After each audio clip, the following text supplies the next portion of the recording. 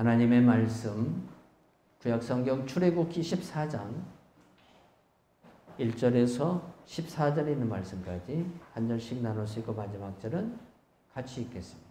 출애굽기 14장 1절에서 14절까지입니다. 같이 읽어요. 여호와께서 모세에게 말씀하여 이르시되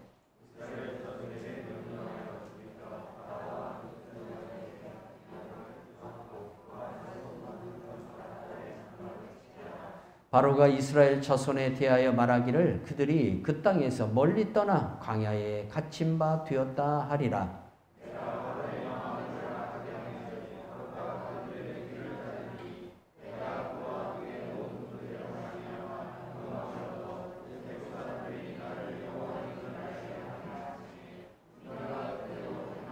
그 백성이 도망한 사실이 애굽 왕에게 알려짐에 바로와 그의 신하들이 그 백성에 대하여 마음이 변하여 이르되 우리가 어찌 이같이 하여 이스라엘을 우리를 섬김에서 놓아 보내었는가 하고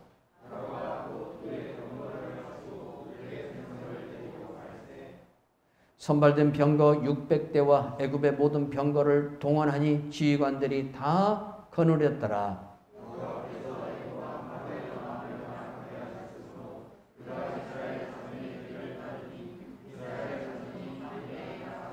애굽 사람들과 바로의 딸들 병거들과 그 마병과 그 군대가 그들의 뒤를 따라 바알스본 맞은편 피아롯 곁 해변 그들이 장막 친 데에 미치니라.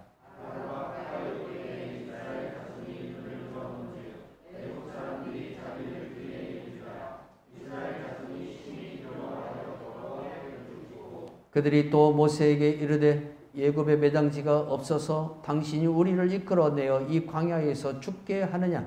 어찌하여 당신이 우리를 애굽에서 이끌어내어 우리에게 이같이 하느냐?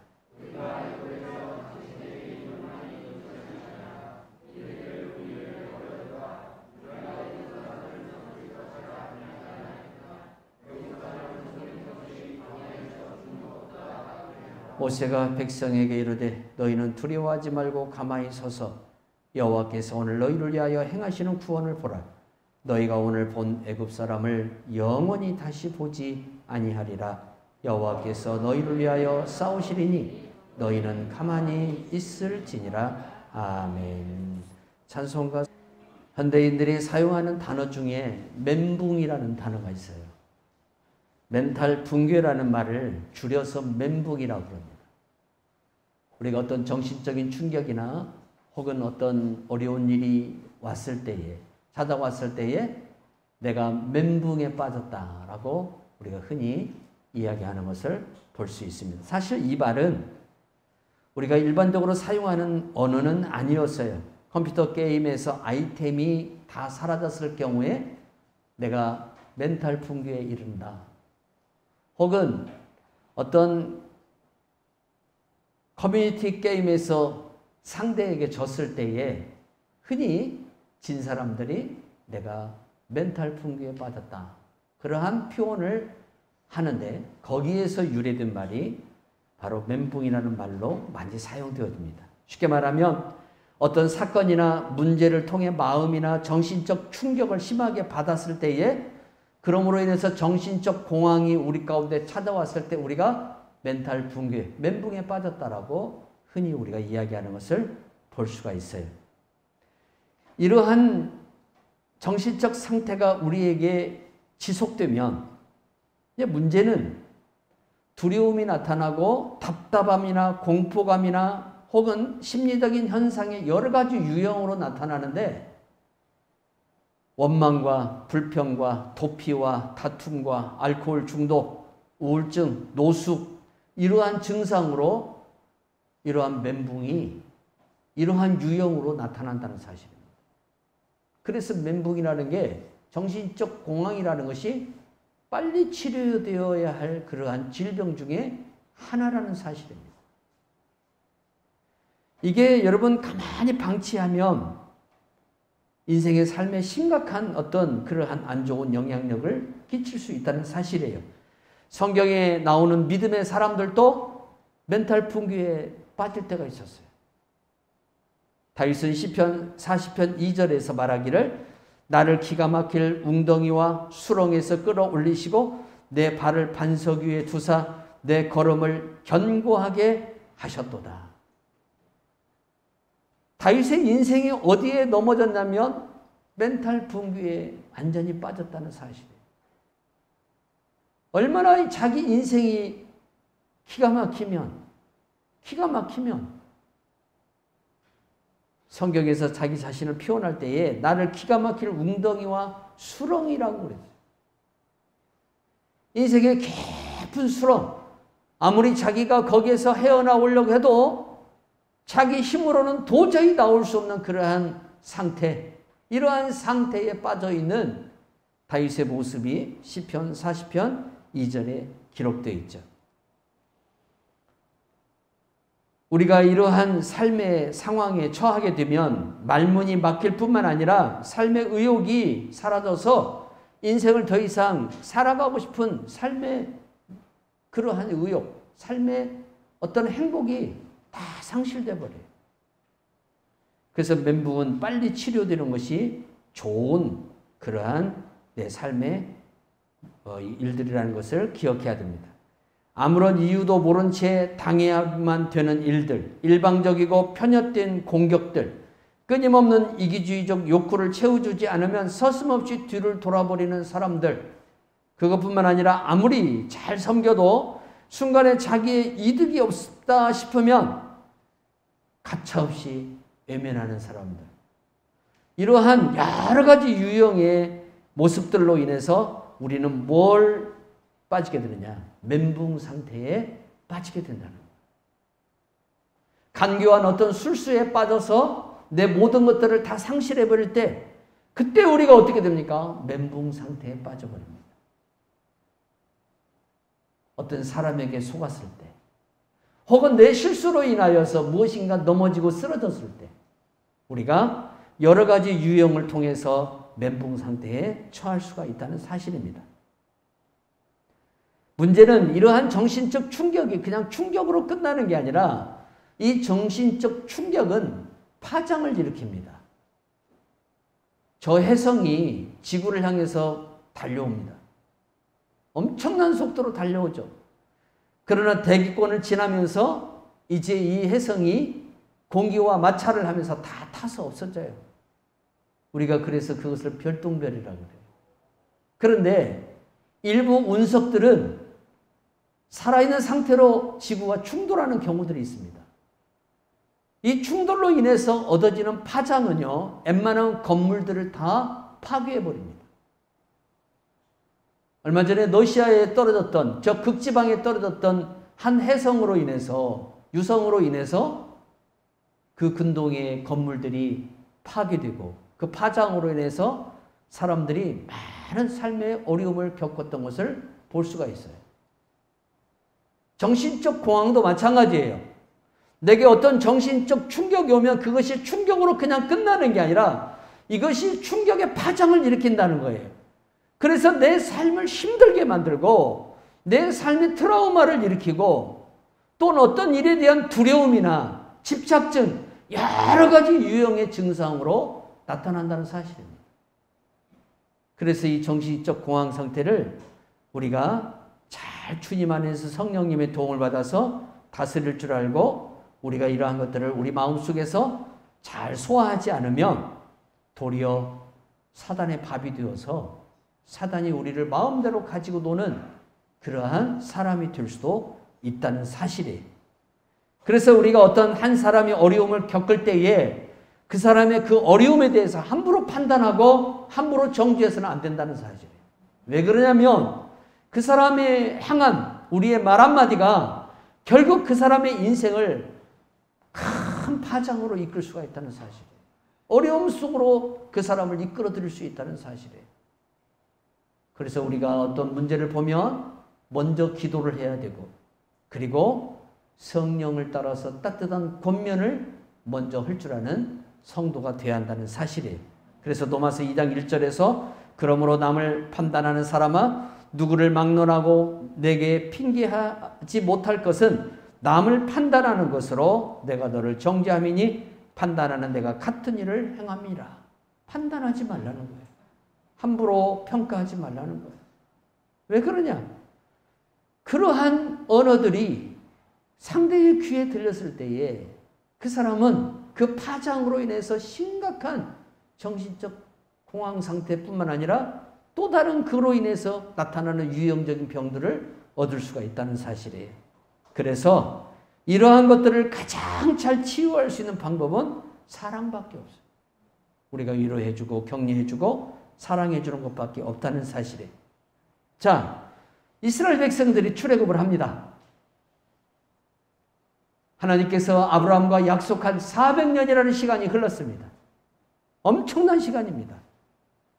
이 시간이 흐르고 난 뒤에 이제 하나님께서 모세를 통해서 이스라엘 백성들을 애굽에서 이끌어냅니다. 그런데 이 과정 속에 참 많은 어려움이 찾아옵니다. 이스라엘 또한 이 모든 것들을 기뻐하고 즐거워했지만 막상 이 문제로 인한 어려움이 찾아오자 이스라엘도 자기를 이끌어내는 모세를 원망하기 시작합니다. 또한 여기에 대적하기 시작합니다.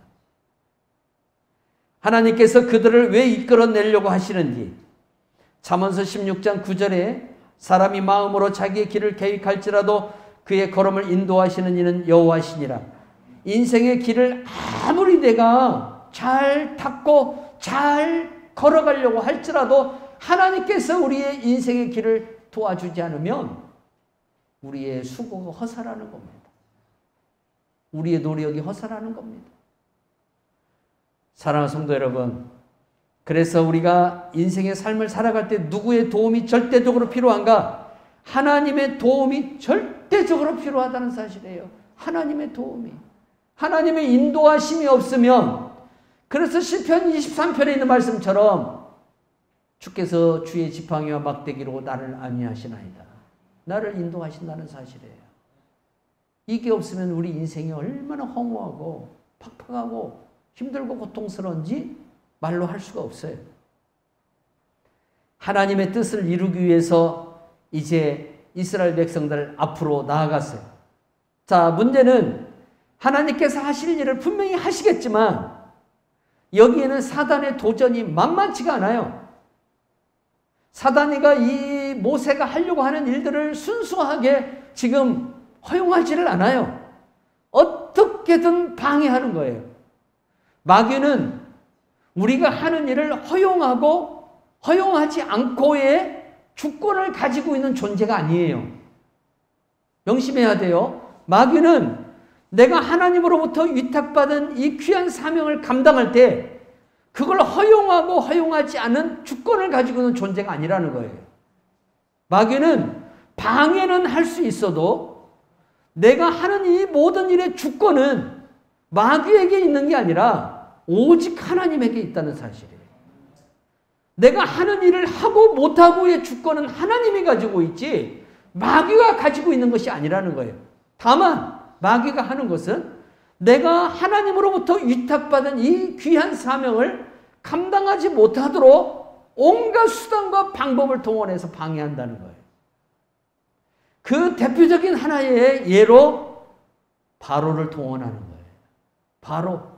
바로라는 이 권력자를 동원해서 모세가 하고자 하는 이 하나님의 귀한 일을 못하게 방해하는 거죠.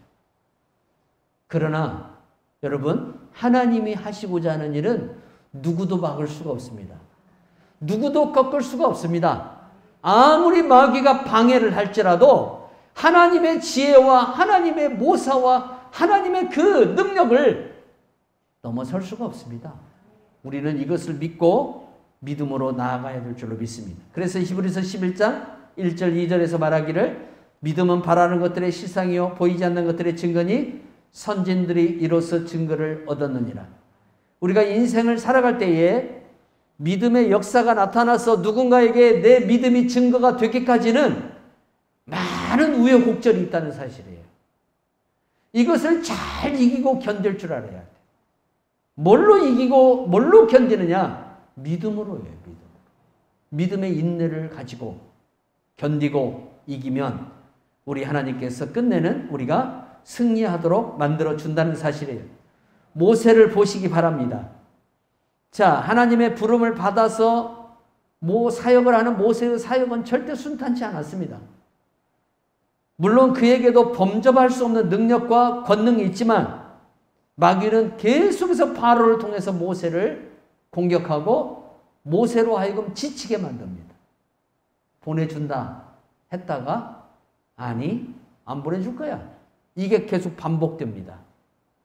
그리고 하나님의 재앙은 갈수록 더 강력해집니다.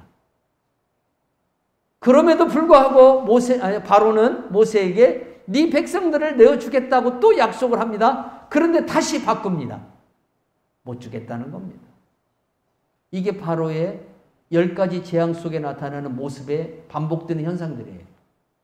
이걸 보면서 여러분, 사단이가 하는 대표적인 하나의 술책 중에 하는 일이 뭐냐면 지치게 만드는 거예요.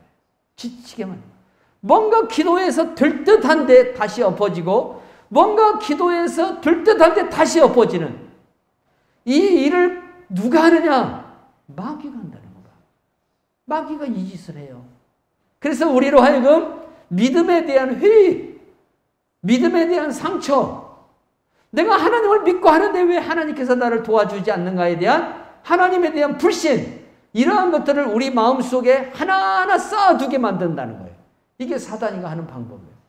그래서 하나님을 결국에는 뭐하냐? 믿지 못하게 만들어. 신뢰하지 못하게 한다. 따르지 못하게 만드는 거예요. 이게 사단의 방법이에요. 모세에게도 그 위험이 찾아왔다는 거죠. 하나님께서 애굽 땅에 10개의 재앙을 내립니다. 그런데 이 재앙이 다 무엇과 관련되어 있습니까? 애굽의 우상들과 관련되어 있습니다. 애굽 사람들이 신으로 섬기는 것과 다 관련되어 있어요. 1재앙에서부터 마지막 재앙까지 다 애굽의 신들과 연결되어 있어요. 이 재앙이. 하나님께서 뭘 하시느냐? 애굽의 신들을 초토화시키는 거예요.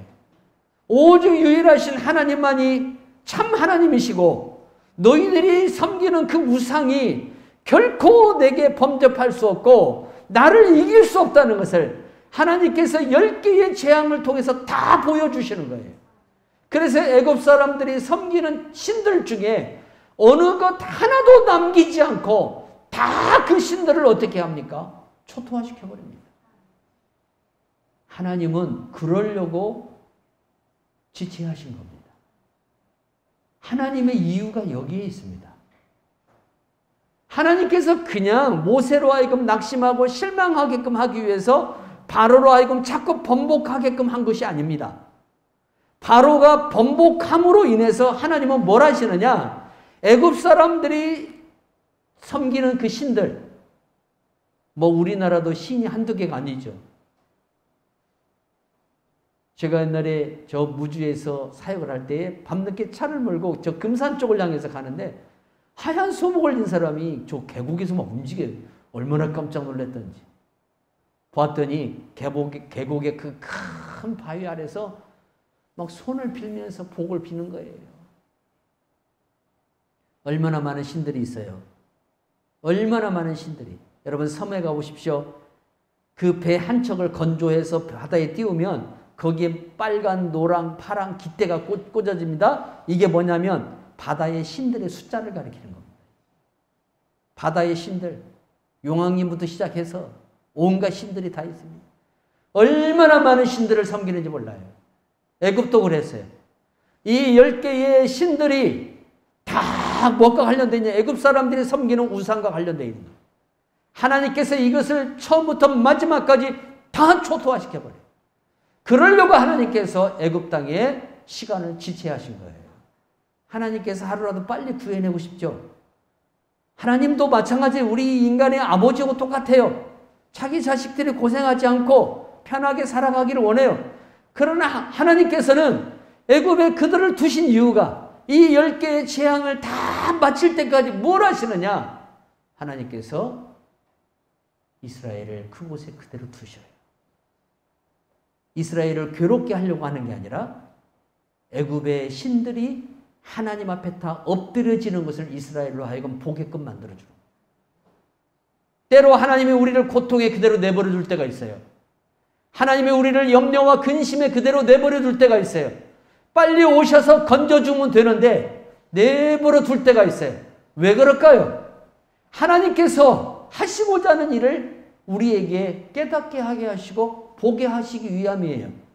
근심과 염려가 내게 백해무익하다는 것을 보게 하고 경험하게 해서 깨닫게 해주시는 거예요. 고통이라는 것이 단지 고통으로 끝나는 게 아니라 고통이 결국 나를 유익하게 하는 것이라는 것을 보게 하고 경험하게 해서 나로 하여금 깨닫게 만들어 주시는 거예요. 그래서 앞으로 또 다른 어떤 고통이 왔을 때에도 우리가 염려하고 근심하고 좌절하지 않도록 만들어 주시는 거예요. 그게 하나님께서 우리에게 하시는 이유예요. 이러한 하나님의 이유를 우리가 알면 하나님께 영광을 돌릴 수밖에 없어요. 모든 일들에는 하나님의 뜻이 있고 하나님의 이유가 있어요. 그래서 고린도전서 10장 31절에서 바울은 이렇게 말해요. 그런즉 너희가 먹든지 마시든지 무엇을 하든지 다 하나님의 영광을 위하여 하라. 아멘. 모세는 리더입니다. 자, 이스라엘 백성들을 데리고 이제 어디까지 왔습니까? 홍해 앞에까지 왔습니다. 그런데 문제가 생겼습니다. 바로가 군대를 거느리고 이스라엘 백성들을 놓아준 것을 후회하면서 다시 붙잡으려고 애굽의 병거, 지금으로 얘기한다면 미국 군대입니다. 미국 특수부대를 데리고 지금 다시 이스라엘을 잡기 위해서 쫓아오는 거예요. 쫓아오는 거예요. 그런데 여러분, 이스라엘 백성들이 뒤에서 쫓아오는 애국 군대를 피해서 앞으로 나가야 되는데 나아갈 길이 없는 거예요. 홍해가 가로막고 있어요. 답답할 일이죠. 이때 이스라엘 백성들이 어떻게 하는 거예요? 애굽에 매장지가 없어서 우리를 여기에 데리고 와서 죽이려고 하느냐? 이렇게 이야기합니다. 하나님이 무엇을 하실까에 대한 것을 기대하는 게 아니라 현상에 대한 자기 육신적인 생각을 가지고 그걸 불평하기만 합니다. 이게 우리들의 모습이 될 수 있다는 거예요. 나를 어떤 코너로 몰아넣을 때가 있어요. 하나님께서. 사방으로 우겨쌈을 당하는 그러한 곳으로 나를 집어넣을 수도 있어요. 그러면 하나님께서 왜 그렇게 하시느냐? 그렇게 함으로 하나님께서 나를 향한 당신의 계획과 뜻을 이루기 위함이라는 것을 우리가 믿어야 되는데, 그러한 영적인 시각을 가져야 되는데 우리가 어떤 시각을 가져요? 그저 육신의 것만 바라보고 육신의 생각을 하는 거예요. 뭐 이런 일이 다 있어. 하나님 맞아? 아니 그 말 들었다가 낭패 받네. 별 소리를 우리가 다 할 수 있고 별 생각을 우리가 다 가질 수 있다는 겁니다. 성도 여러분, 우리는 그런 사람이 되지 않기를 바랍니다. 하나님이 무엇을 하시려고 그럴까? 어떤 이적을 또 보이시려고 그런 그런가? 여러분의 애굽을 10개의 재앙을 통해서 초토화를 시키는 하나님이라면 분명히 이스라엘 백성들에게 어떤 또 다른 일을 경험하게 하고 또 다른 일을 일으키기 위해서 하나님께서 그곳으로 자기들을 데리고 갔다는 사실을 믿어야 돼요. 그것을 신뢰해야 돼요. 그런데 그 신뢰감이 한순간에 무너져 버리는 거예요. 10개의 재앙을 내려서 애굽 땅에서 나왔어요. 거기까지는 좋아요. 나오기까지도 얼마나 많은 여러분 원망과 불평이 있었습니까? 바로에게 백성을 내놓으라니까 바로가 요것들 봐라. 이것들이 내 모세 말을 듣고 내 말을 안 듣네 하면서 어떻게 합니까? 집을 주지 않습니다. 그냥 흙만 가지고 벽돌을 구우라는, 집을 갖다가 너희들이 알아서 하라는 거예요. 알아서. 그러니까 이스라엘의 그 집을, 아니 그 벽돌을 만들어서 애굽에다가 납품을 해야 되는 이 관리들이, 이스라엘 관리들이 모세를 만나서 원망. 당신 때문에 왜 쓸데없이 건드려가지고 바로를 이 속을 뒤집어가지고 우리만 더 고통스럽게 하냐 이거예요. 그렇게 원망을 하는 거예요. 여러분, 이게 사람의 모습이에요. 이게 사람의 모습. 자, 그래도 우여곡절 끝에 애굽에서 나왔어요. 그리고 이제 달려갑니다. 저 하나님께서 약속한, 그들의 조상들에게 약속한 적과 꿀이 흐르는 그 가나안을 향해서 나아갑니다. 그런데 홍해가 딱 가로막고 있는 거예요. 뒤에서는 애굽 군대가 쫓아옵니다. 어떻게 해야 됩니까? 그때 이스라엘 백성들이 뭐라고 하냐 이거예요. 애굽에 매장지가 없냐? 그래서 우리를 여기까지 데리고 와서 이 물속에 수장시키려고 하냐. 이때 모세가 어떻게 합니까? 여러분, 이게 바로 지도자의 눈입니다. 첫 번째 시험이 찾아오죠. 약속의 땅으로 가는 도중에 그들이 생각지도 않은 장벽에 부딪히죠. 그래서 우리 예수님이 말씀했어요. 아무나 영적인 눈을 갖는 게 아니라는 거예요. 여러분, 세상에 지혜롭다고 세상에 잘 배웠다고 하는 사람들이 이러한 문제들을 현명하게 해결하고 나가느냐? 아니라는 겁니다. 오직 하나님이 지혜를 주시고 성령의 능력이 그 안에 있는 사람들만을 통해서 하나님께서 이 모든 일들을 이루어 나가신다는 거예요. 홍해가 가로막고 있어요. 백성들이 원망합니다. 그리고 모세는 하나님께 기도합니다.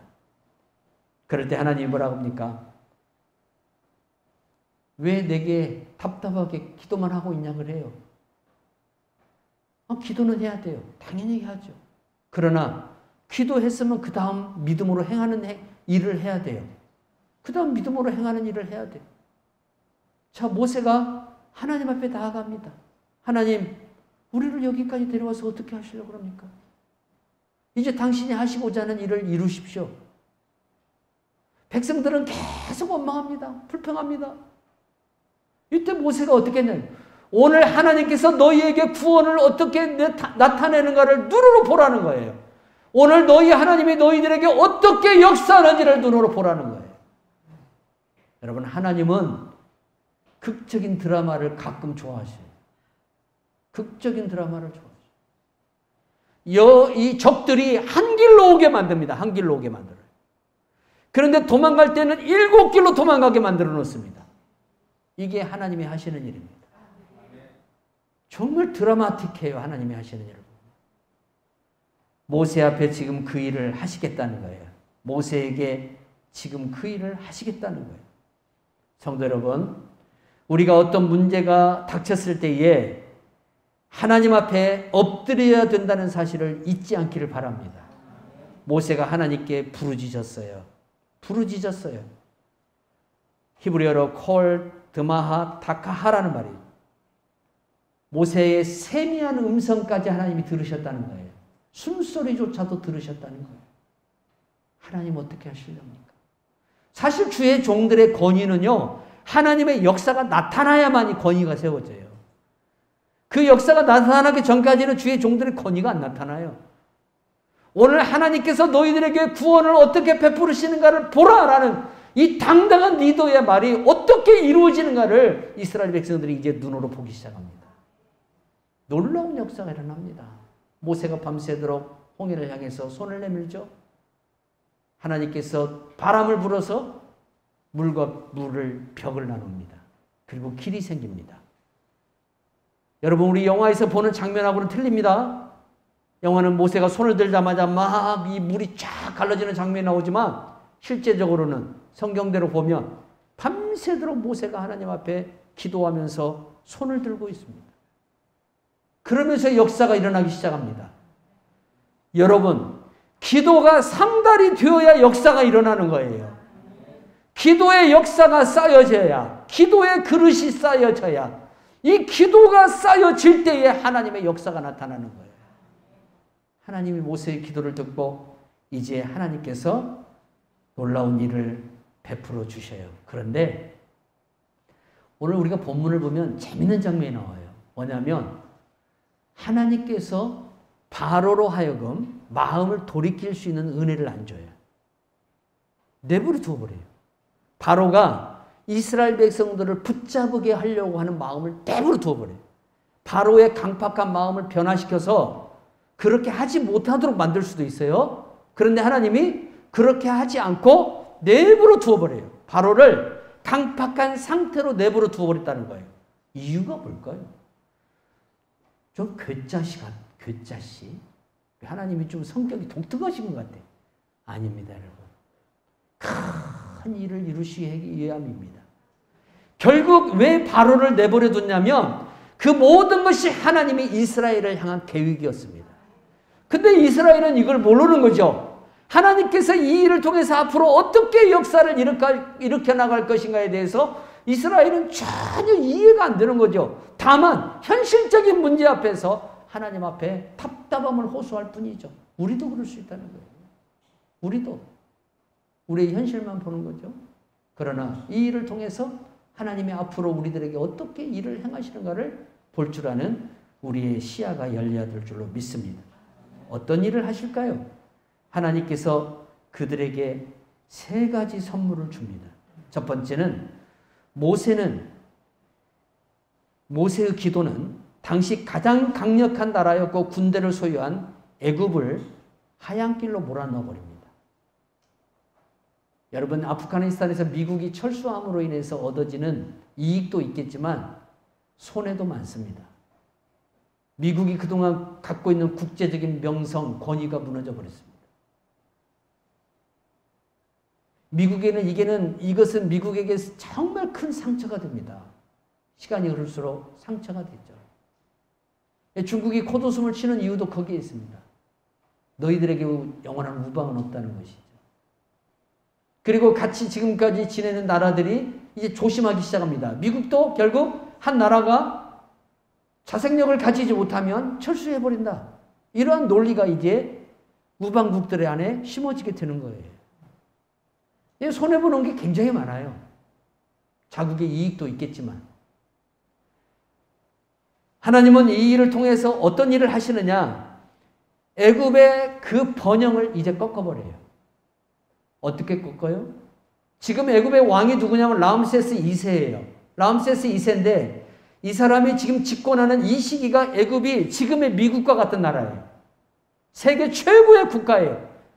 그런데 하나님께서 람세스 2세 이 바로를 강팍하게 내버려 둠으로 인해서 이 사람이 자기 군대를 데리고 어디까지 들어옵니까? 바닷속으로 들어옵니다. 결국 어떻게 돼요?